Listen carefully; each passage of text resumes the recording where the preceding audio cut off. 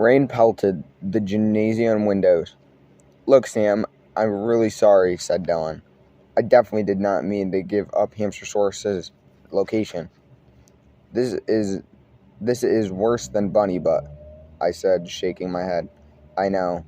This is even worse than the time in first grade I dropped my voice low and you told everyone I had an accident." "What?" cried Dylan. "That wasn't me. I didn't tell anybody you pooped your pants." "Shh," I said, wince. "Look, it's all the past now. Anyways, maybe Martha wasn't listening when you told her exactly where to find Hamster-Saurus Rex. The two of us were in phys ed class taught by Coach Weekies. I hoped that I might find a moment to sneak away and look for Hamster-Saurus Rex in his office, preferably before anyone else gets there first. Despite her remorse, I could tell Dylan was excited for today. We were going to start a whole week of disc golf, the sport where you throw a circular disc at various targets to score points. As I mentioned, disc golf was Dylan's absolute favorite thing in the world. She'd even brought her own disc from home. They were officially certified for tournament play. All right, everybody, said Coach Weekies, blowing his whistle. "Disc golf is out." "What?" cried Dylan. "How come?" "Because it's not a real sport, D'Amato."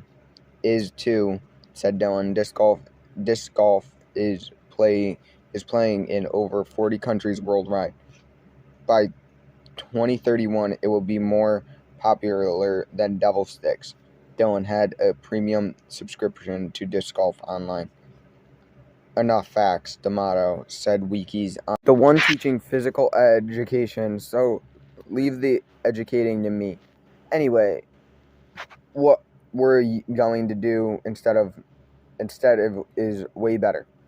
Fight each other with real swords, asking Jared Kopernik.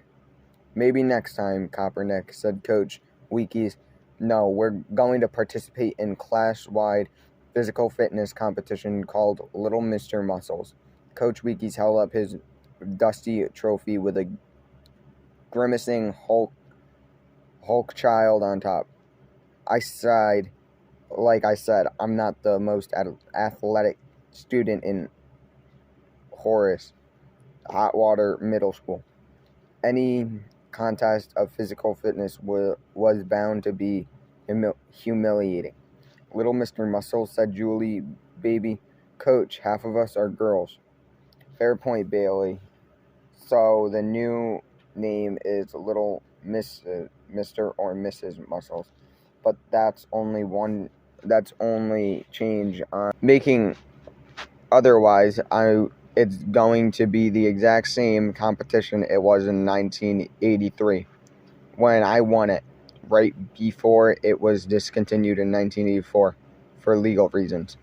"Why was it discontinued in 1984 for legal reasons?" I asked.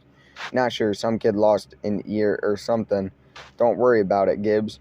Anyway, I made a few calls this morning and Smile Corp manufacturers for some of my favorite health and dietary supplements is going to sponsor Little Mr. or Mrs. Muscles." They pointed up to the new trophy. "Winner's going to be awarded it on Science Night." I knew Smile Corp well. That's where my mom works as an accountant. They make everything from aforementioned fun shows, flavor wedges, the video game, to orbital satellites. The company probably employs a third of the people who live in Maple Buffs. Now, Coach Weekies, as he lovely polished the trophy with the corner of his shirt. "Does anybody have any questions? Perhaps you'd like to know more about the various feats and prowess that earned yours truly the coveted title of the Little Mr. Muscles." Dylan raised her hand. Question, D'Amato, said Coach Weekies. Coach, did you know that there are some 3,000 disc golf courses in the United States and over 4,000 more worldwide? Drop it. I'm talking reels, tests, and of fitness here. Knuckles up, rod bends, the 60-foot sandbag drag, the classics. Well, I've never heard of any of them, said Dylan. So maybe those are the real made-up sports. Coach Weekies clutched his trophy close, and his muscles flattered like they made a burst into tears.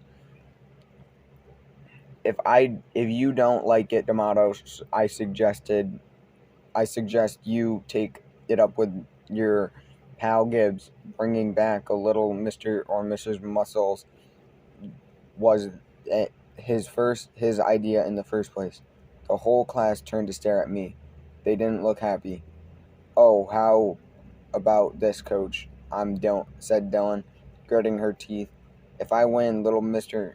or Miss Muscle, then we play disc golf for the whole month. How's that sound? Fine, said Coach Weekies.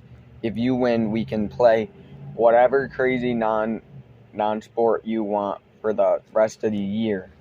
It can be tic-tac-toe for all I care. Now everybody play fair and grab a medicine ball. You're going to need to build your glute strength for the sandbag drag. Little Mr. and Mrs. Muscle or Miss Muscle is happening next week. Mark your calendars.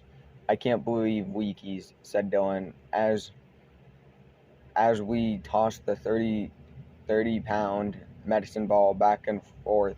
Disc golf is a great sport. One day I'm going to play in the majors when there are majors. Sorry, I accidentally suggested this weird competition to him, I said, catching the ball with a grunt. I was trying to just distract him long enough to grab. The flash of movement over Dylan's shoulder caught my eye. A little orange-shaped scurried along the base of the gymnasium wall toward Coach Weekies' office. Sure enough, it was Hamster-Saurus Rex.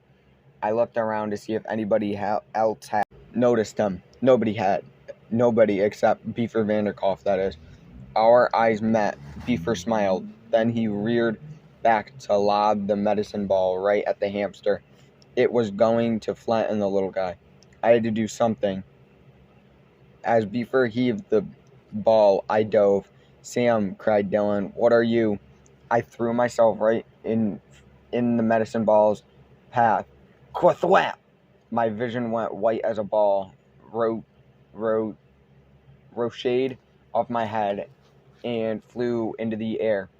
It hung there for a moment and then fell, landing on Coach Weekies' little Mr.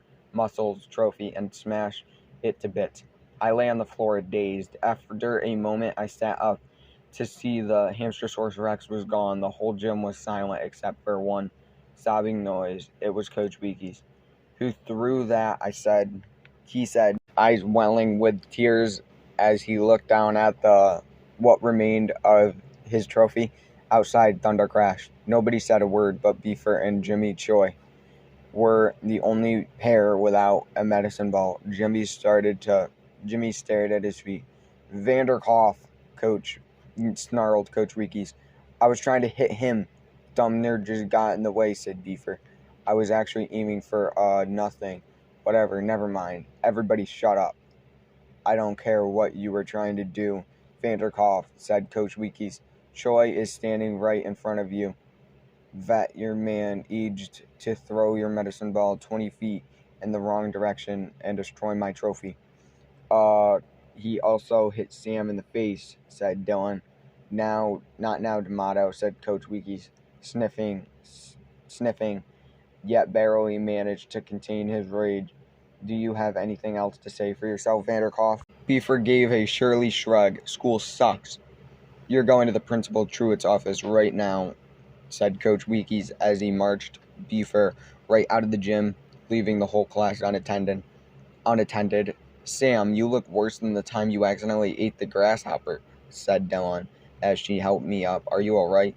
I think so, I said. My pancake hair spike absorbed most of the force. Indeed, my hairstyle had finally been flattened. So what do we do now? Said Tina Gomez. Let's fight each other with real swords, suggested Jared Kopernik. How about disc golf until coach gets back, said Dylan. I'll teach you guys the basics. And so the class started to impromptu pickup game with the disc Dylan had brought from home. Not me thought. Now was my chance to, while Coach Weekies was out, I could try and to find Hamster-Saurus Rex. When I was sure nobody was watching, I quietly opened the door to his office.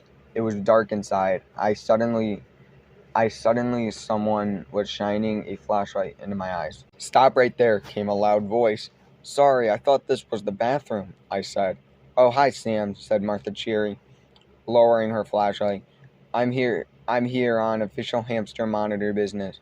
She flashed her ID again. I think Dylan was right. I think he might be where Hamster-Saurus Rex is living. Martha held up a plastic bag she labeled as evidence. Inside was a half-eaten Smile Corp Total Nutri-Slam protein bar. The wrapper had been chewed right through. What? I said. Nah, Coach Weekies was probably just saving half